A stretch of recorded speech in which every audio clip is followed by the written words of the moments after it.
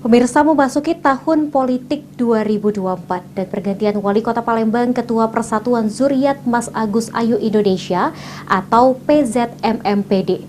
Mas Agus Syarif Thoyib mengharapkan Wali Kota Palembang yang beriman dan bisa menjadi imam agar Kota Palembang bisa lebih baik lagi.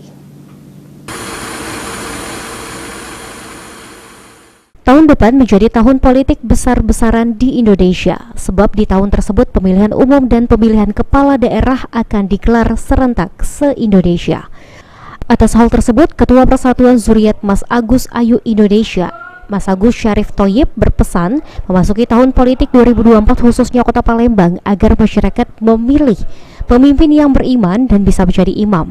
Karena dengan beriman, pemimpin akan memikirkan rakyat dan kesejahteraan rakyat. Selain itu, Ketua Mas Agus Mas Ayu ini juga mengharapkan siapapun menjadi pemimpin nanti agar lebih memperhatikan masyarakat, khususnya masyarakat di kalangan bawah. Saya menyampaikan sambutan, kita berharap pemimpin yang juga setidak-tidaknya ini juga bisa dijadikan imam kita.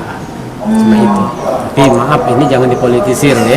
Pokoknya yang bisa menolongin untuk kita semua. Iya. Jadi dunia akhirat gitu mimpi kita itu. Jadi kita memilih yang terbaik. Saya takut dipelintir. Irawan, PAL TV.